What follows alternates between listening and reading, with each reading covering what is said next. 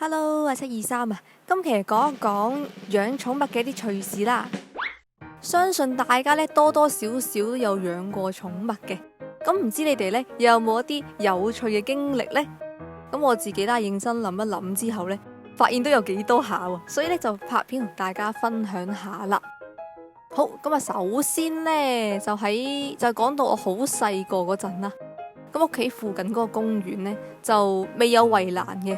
咁我就好中意喺啲角落位度咧，就轉入去啦，然後就入到嗰啲好多樹啊、好多斜坡嘅草叢嗰啲地方啦。咁左邊就係啲斜坡同埋樹啦，咁右邊就係一個池塘嘅。咁啲水唔算話好深嘅，咁我就冇踩過落去，我就唔係好知啦。不過應該就唔係好深嘅。咁我就圍住個池塘就行嚟行去啦。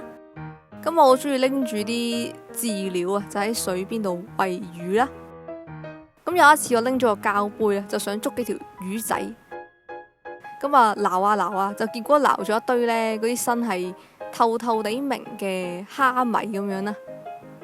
咁我成個杯拎咗翻屋企，咁每一日咧就掉啲龜糧俾佢哋，但係咧冇幾耐之後咧，佢哋就全部都死晒啦。咁我諗咧應該我太耐冇換水啦，因為蝦好似係比較敏感啲嘅，佢對嗰個水質嘅要求比較高嘅。不過細個點會知呢啲嘢呢？所以就我第一次養嘅寵物呢，就係非常之慘，就死咗啦。跟住呢，就係之後公園就圍起咗啲圍欄啦，可能就因為太多人呢，好似我咁樣就走咗去玩啦，就怕出事咁樣。咁我就冇得再捉嗰啲蝦米啦。咁後來屋企人呢，就喺街市度呢，就買咗幾條金魚俾我，不過屋企就冇嗰隻好深嘅魚缸啦。所以就只可以放佢哋喺一啲好細嘅盤嗰度。咁結果幾日之後呢，個盤入邊啲金魚唔見晒。咁我就以為佢哋跌咗落地下，好似豬豬啦，快啲撈翻佢上嚟啦，因為佢哋冇水會死噶嘛。但係揾咗好耐咧都揾唔到喎，直至我望到個龜盤度呢，有啲橙色嘅殘渣。金魚啊金魚，點解你哋會咁諗唔開，跳咗個龜盤度，仲要俾人食埋，仲要渣都冇得剩，真係好慘。咁呢個就係第二次養呢個寵物嘅，都係慘死嘅，好慘啊！好啦，咁啊，從啱啱我啲金魚慘死嘅過程呢，就知道我屋企其實有養龜嘅，不過呢，就唔係我自己照顧嘅，我有時都會摸下佢哋咁啦，但係就唔係我餵咧，因為太麻煩啦，我都唔想去照顧啊呢啲小寵物啊，但係估唔到佢竟然食咗我啲金魚啊，真係勁慘啊！好啦，咁我屋企咧都有好多隻龜下嘅，大至細都有啦。除咗啲食金魚嘅悲痛回憶之外呢，咁我都記得呢，都有翻啲有趣嘅回憶嘅。咁我記得有一隻呢係陸龜嚟嘅，佢個背呢就金金地色嘅，咁我就叫做小金啦。咁我小金呢曾經喺個曱甴嘅手上救過我，英雄救美。咁話說呢，有一次我喺個沖涼房嗰度呢，就換衫，跟住呢，突然之間有隻曱甴無啦啦喺個牆邊度爬咗落嚟，有一個好快嘅速度，快過光速啊！快唔過光速，佢就有個好快嘅速度向我隻腳前進啊！喺我非常之害怕嘅時候，唔知點做好啦。小金突然之間衝咗出嚟啊，追住個曱甴喺度跑，跟住最後一下咧就咬中咗佢，跟住食埋佢啦。跟住從此咧我就好尊敬小金，有時候咧我仲會偷偷地咧餵多啲龜糧俾佢食。好啦，今次呢一個咧就冇一個悲慘嘅故事發生啦，仲有一個好神奇嘅故事添。咁啊啱啱咧就講嗰啲寵物都係水系嘅啦。咁其實我都有養過一啲係雀仔嘅。咁又係細細個嗰陣啦。咁屋企養過一啲唔知係咩品種嘅小型雀啦，但我就冇乜印象嘅。不過喺小學嗰陣呢，咁我就自己走咗去捉麻雀啊。咁有一次呢，我就同個朋友一齊放學翻屋企啦。咁啊，經過一個商場嗰陣呢，咁我見到地下有一隻，即係商場嘅地下有一隻呢行走緊嘅麻雀啊。唔知點解呢，佢係唔曉飛嘅。咁我突然之間有個大膽嘅想法，就拎起咗幾張紙巾。大家唔好誤會啊。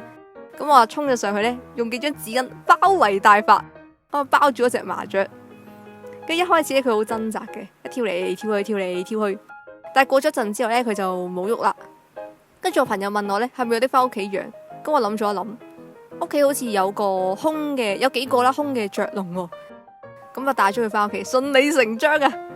屋企人呢見到係又驚訝又無奈啦。咁我俾我養咗幾日嘅。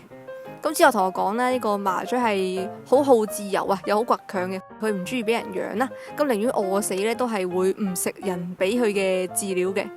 咁我見呢隻麻雀呢，幾日都唔食嘢。咁啊之後過幾日之後就同屋企人一齊放生咗佢啦。咁雖然我哋只係相處咗短短幾日啦，但係呢個經歷都係非常之難忘嘅。係邊有個細路仔無啦啦走去捉麻雀嘅真係。咁其實一諗翻呢，我細個嗰陣呢都幾奀皮下嘅。喺我好細個啦，應該係小學嗰陣呢，之前啦，再之前啲。咁我哋屋企係養過啲狗仔嘅。咁咧係一隻叫做傻 Kit 嘅松鼠狗啊。咁佢生得好可愛嘅，好多毛嘅。咁我嗰陣呢仲好細個，其實我冇印象嘅，我都係問翻屋企人先知，即係關於呢隻狗仔嘅事情啦。咁呢隻傻 Kit 呢，最叻就係捉泥鰍啊！咁啊，將啲泥鰍有個盤度挑落地下，跟住喺度玩佢哋啦。跟住佢仲識好似人咁樣企啦，同埋倒立咁樣行路嘅。不過佢呢就成日甩毛啦，雖然好似係我掹甩佢啲毛嘅。咁聽屋企人講翻呢，嗰陣我係細個嗰陣，一邊爬一邊掹佢啲毛，跟住搞到啲毛成日飛嚟飛去。仲搞到屋企人敏感添嘅，鼻敏感。跟住之後搬屋啦，跟住傻 Kit 就交俾親戚養啦。不過過咁多年，佢應該都不在人世啦。好，咁啊，以上呢就係我養過嘅寵物啦。有睇下先啊，有幾多個啊？有啲唔知算唔算係寵物嘅池塘嘅蝦米啊。跟住就有屋企人買嘅金魚啦，屋企人養同埋屋企人照顧嘅龜啦。仲有屋企人養嘅雀仔啦，同埋我自己捉翻嚟嘅麻雀啦，同埋屋企人養嘅狗，呢啲全部都屋企人買嘅，全部屋企人養，其實都唔係我照顧啊，好多都係啊，好多都係細個嗰陣養啦，依家其實都冇點樣養寵物啦，淨係有養龜啦，不過都唔係我負責照顧佢哋嘅，都係屋企人負責嘅。咁我有時都係同佢哋玩下，摸下佢哋咁樣嘅啫。好啦，咁唔知大家有養過啲咩寵物呢？又同你哋嘅寵物有過啲咩有趣又難忘嘅回憶呢？咁都可以歡迎喺下面留言分享你哋同寵物嘅趣事噶。咁好啦，我哋今次就分享到呢度先。下次有咩 topic 想我講都可以留言同我講翻啦。咁我哋下次見啦，拜拜。